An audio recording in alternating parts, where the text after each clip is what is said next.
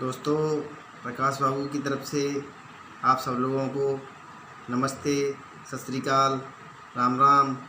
आशा करता हूँ आप सब लोग ऊपर वाले की कृपा से ठीक होंगे। तो दोस्तों, हम अपने मेन पॉइंट पे आते हैं। हमने बताया था आपको मलेरिया के बारे में। हम शाम को आपको बताएंगे, नया वीडियो बनाएंगे मलेरिया के बारे में। मलेरिया है क्या चीज़ और इसके क्या लक्षण होते हैं, ये किस तरीके से हमारी बॉडी के अंदर प्रवेश करता है और इससे हमें बॉडी में क्या क्या परेशानियां आती हैं और इसका किस तरीके से समाधान किया जाता है। सामान्यतः इस बीमारी से सभी लोग परिचित होते हैं।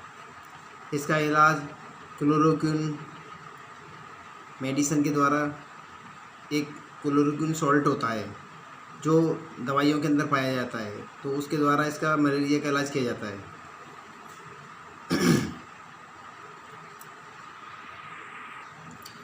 दोस्तों, जब मलेरिया के लक्षण हमारी बॉडी के अंदर प्रवेश करते हैं तो इसमें ठंड लग करके फीवर आता है, तेज़ बुखार आता है, सिर में दर्द होता है। सिर दर्द के साथ साथ पूरा बदन एकदम से टूटन जैसी होती है, एक दिन छोड़ करके बुखार आना, शरीर के अंदर कमजोरी जैसी स्थिति आ जाती है। रोगी दांत की कड़कड़ाहट और तथा ठंड से शांत होने पर तेज़ बुखार चढ़ता है, तेज़ी से बुखार उतरना, पसीने का आना, कमजोरी तथा नींद आना। जिस समय जब तेज़ बुखार चढ़ता है बॉडी के अंदर तो एकदम इतना तेज़ पसीना आता है, बॉडी को पानी पानी हो जाती है बॉडी। तो उसके बाद में फिर उसको थोड़ी शांति मिलती है, तो फीवर डाउन होता है। फिर आदमी को कमजोरी महसूस होती है और लंबी, ऐसा लगता है लंबे समय से, अरसे से आदमी सोया नहीं है, तो उसे गहरी नींद आती है। तो ये इसके लक्षण होते हैं।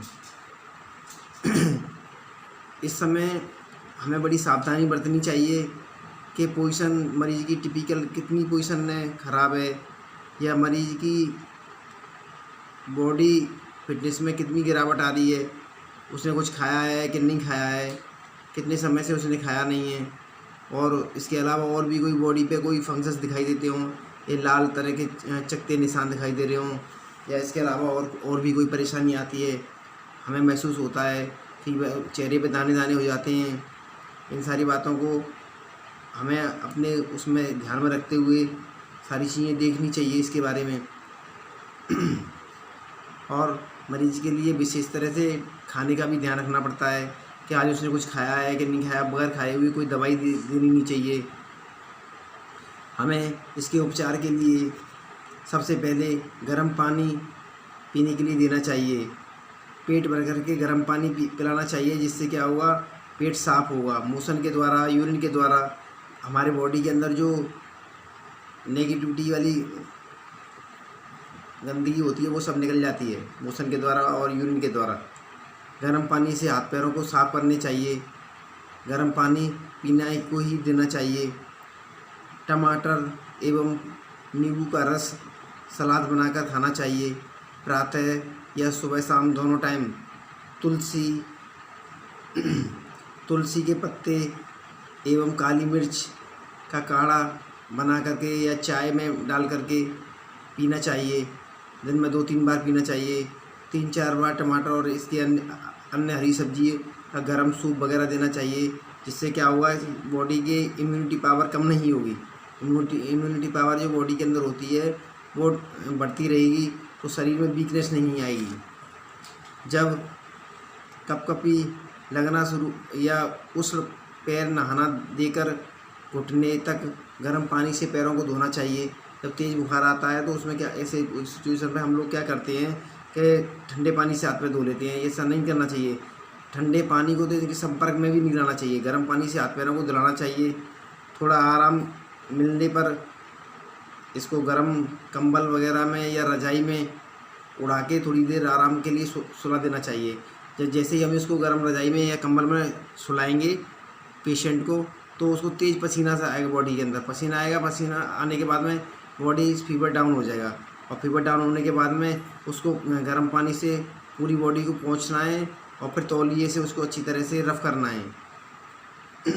और फिर उसको पोंछने के बाद में थोड़ा गर्म पानी पीने को देना है।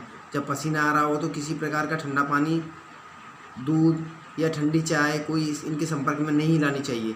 इसके बाद जब फीवर उतर जाए तो हल्के गर्म पानी से अच्छी तरह रगड़ रगड़ के साफ़ करना चाहिए बॉडी को, ताकि बदन की सारी बदबू हट जाए, कुर्मी कीटाणु बैक्टीरिया होते हैं वो सब साफ़ हो जाने चाहिए, मल साफ़ हो जाता है, जिससे आपने शरीर को तरोताज़ा महसूस करते हैं और आपका शरीर स्वस्थ हो जाएगा और आप बगैर दवा के ही घरेलू उपचार से बगैर खर्चे के आप स्वस्थ हो जाएंगे।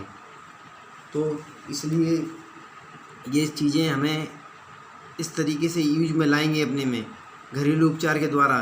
गर्म पानी की पट्टियाँ दिन में 2-3 बार, या गर्म पानी से हाथ पैरों को दिन में 2-3 बार धोना।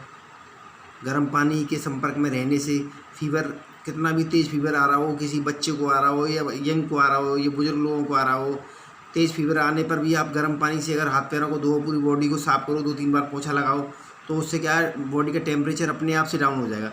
अगर इसके बावजूद भी टेम्परेचर डाउन नहीं हो रहा तो पैरासीटामोल की गोली और उसकी बॉडी के वेट के हिसाब से पैरासीटामोल भी देना पड़ता है। इस पैरासीटामोल के अलावा और भी कोई चीज़ में यूज नहीं आती है सिवाय क्लोरोक्विन या पैरासीटामोल। इसको देने से क्या होगा, बॉडी अपने आप में एक्सेप्ट करेगी उसको और धीरे धीरे करके उसका फीवर का असर ख़त्म हो जाएगा बॉडी में से और मरीज़ स्वस्थ हो जाएगा। लंबे समय से थोड़ा सा लंबे समय लगता है इसको, 2-3 दिन लगते हैं। 2-3 दिन लगने के बाद में ये सारी परेशानियां ठीक हो जाती हैं। अब जैसे मान के चलिए बच्चा है, किसी को बच्चे को मलेरिया हो जाए, बच्चे को मलेरिया होता है तो उसको सबसे पहले हमें गर्म पानी की पट्टी रखनी चाहिए उसको तेज़ फीवर में। कभी किसी डॉक्टर से इंजेक्शन नहीं लगवाना चाहिए फीवर में। गर्म पट्टी रखने से क्या होगा, धीरे धीरे उसका बॉडी का टेम्परेचर कम होगा। अगर आपके पास पैरासीटामोल सिरप अवेलेबल है तो पैरासीटामोल सिरप की उसको डोज दीजिए एज वेट के हिसाब से। इन चीज़ों से बच्चे को फीवर आ रहा है तो उसके लिए एक पैरासीटामोल का सिरप होना चाहिए अपने घर में, या कालपोल की गोली होनी चाहिए। उसको वेट के हिसाब से, TDS में कम एज का है तो कम एज के हिसाब से आधी आधी गोली इसको देनी है, या 10 साल से ऊपर है उस हिसाब से दीजिए। उसमें डोज सब लिखा रहता है ड्रग्स के ऊपर, तो इसी हिसाब से उसको दवाई देनी है। और ये मैंने जो नेचुरोपैथी वाला आपको यूज बताया है, इसमें कोई खर्चा नहीं है, किसी भी तरह की कोई परेशानी नहीं है, कोई पैसे का हानि नहीं होती है, ये बजट के अंदर होता है। इसमें आपको अपनी मेहनत करनी है, पारिवारिक मेहनत करनी है, शारीरिक मेहनत करनी है। इससे आपको बच्चा एकदम फीवर धीरे धीरे करके 2-3 दिन में ठीक हो जाएगा। और काली मिर्च का, तुलसी का काढ़ा बना करके सुबह शाम डेली पिए 2-3 दिन कम से कम। इससे पूरी बॉडी के अंदर सारे मलेरिया के बैक्टीरिया ख़त्म हो जाएंगे। क्लोरोक्विन की सिरप भी आती है, क्लोरोक्विन की टैबलेट भी आती है, वो मरीज को देते रहें एज के एंड डोज के हिसाब से। इस तरीके से उसके पूरी बॉडी में से फंक्शन सब नष्ट, और हम इस तरीके से मलेरिया पर काबू पा सकते हैं और अपने आप को सेफ एवं स्वस्थ रख सकते हैं। इस समय मच्छरों का प्रकोप ज़्यादा है, अपने घर में मोर्टिन वगैरह है, ऐसी सुविधा आप अवेलेबल कराइए और साफ़ सफाई का विशेष ध्यान रखिए।